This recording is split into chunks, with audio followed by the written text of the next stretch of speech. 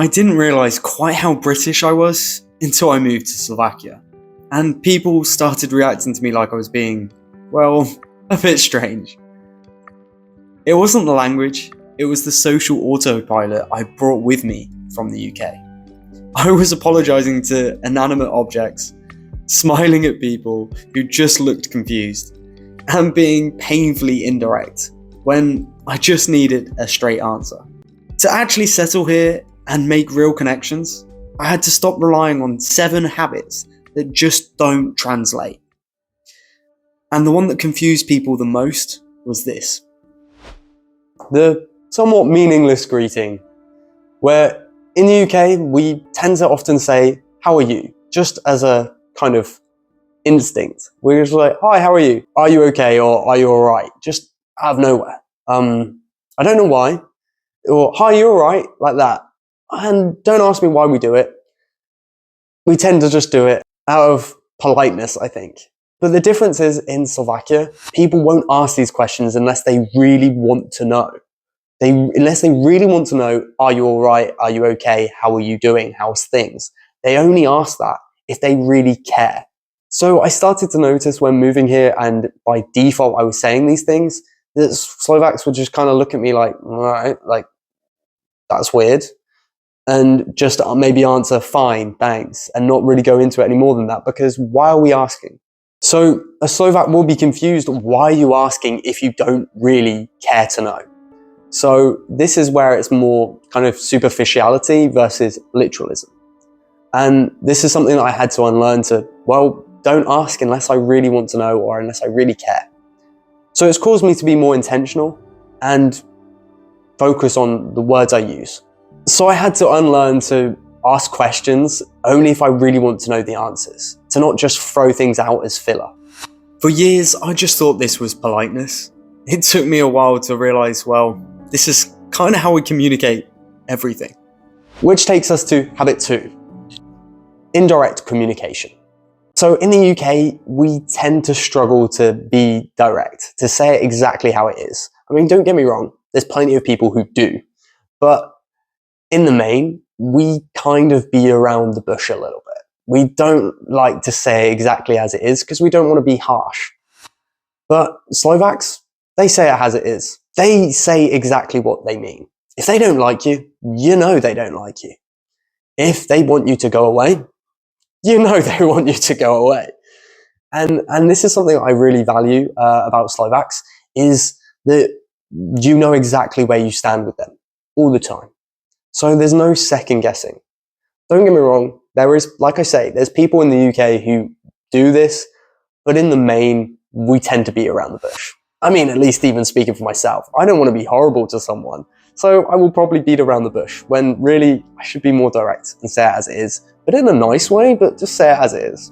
But in most cases, in doing so, we're going to feel somewhat guilty and uncomfortable maybe, and we'll probably end up apologising. With that said, that brings us to habit 3, the sorry reflex. Now, if you spent any time in the UK or with us Brits, you'll notice how we tend to apologise a lot. And I mean a lot. We like to say sorry for pretty much anything that happens, almost to the point where we're apologising for just simply existing. Whereas on the other hand, I noticed in Slovakia, people only apologise when they need to, when there's a reason to apologise.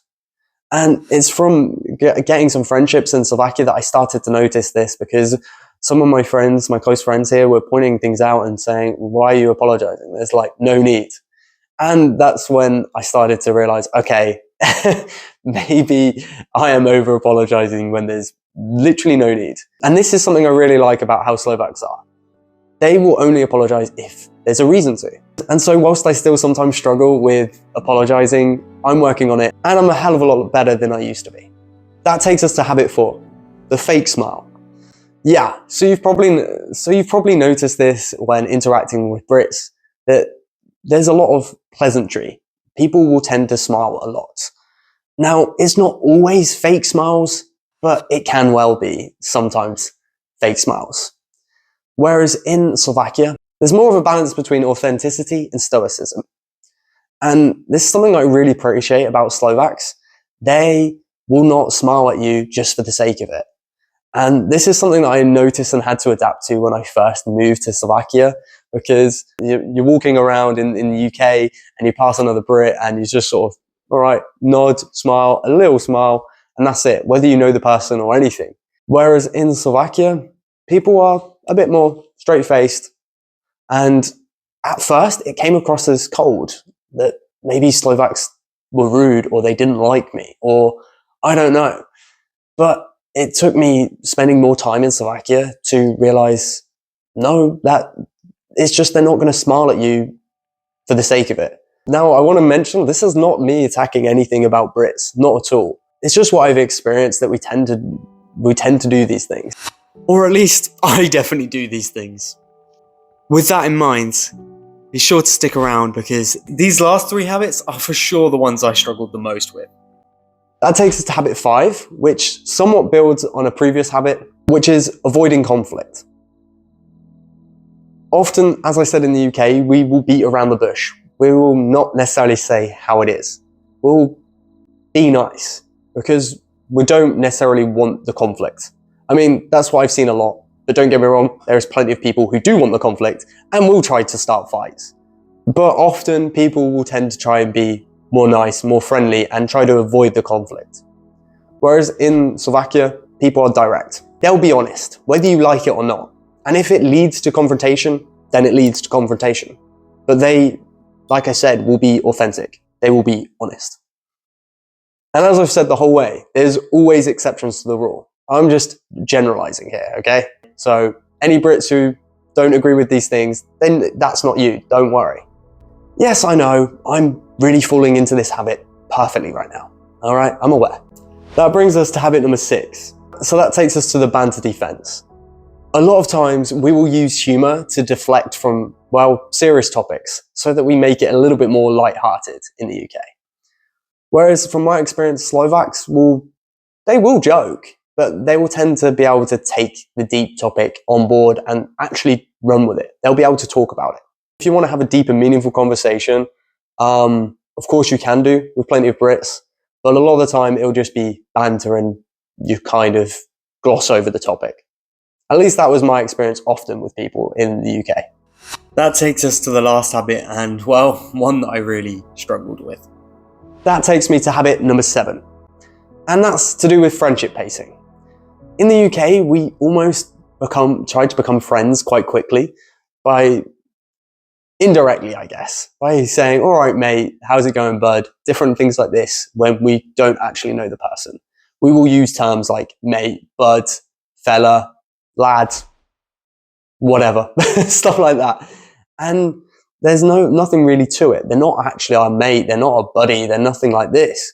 But we will use them as like a term. It's almost a term of endearment, but at the same time, we don't know the person. So why are we using it?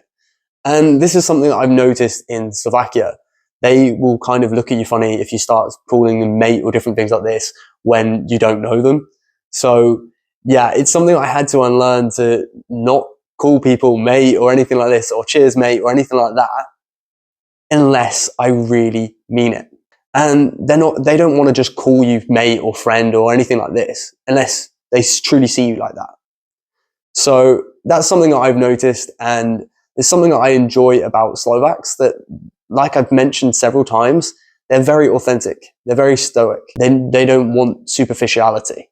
And like I've said all along the way, this is not to say that Brits always follow into these things. It's to say that sometimes we do. And I know I have fallen into these things myself many times. So it's just something that I had to unlearn, and that I've noticed about myself, and that I think is nice to see it, because when we come out of our bubble and we move abroad, we start to notice these things about ourselves. We start to notice these habits that are deeply ingrained to us that we didn't realize we had. And it causes us to really evaluate things more. So it's made me look at things in a different way. Not necessarily to become rude all of a sudden, but to be more real, to be more authentic. And if you want to come to Slovakia, that's exactly what will earn you respect here. Being direct, being honest, saying how it is. Speaking of, have you moved abroad? And if so, what habits do you think you had to unlearn? let me know down below. And if you've enjoyed this video, please do leave a like, as it really helps me out. With that said, if you'd like to know more about what life is like in Slovakia, then I have a playlist that goes over many different topics about what life is like in Slovakia, including practical advice and places to visit in Slovakia. You can check the playlist out right over there. That being said, thanks for watching, and I'll see you over there. Take care. Bye-bye.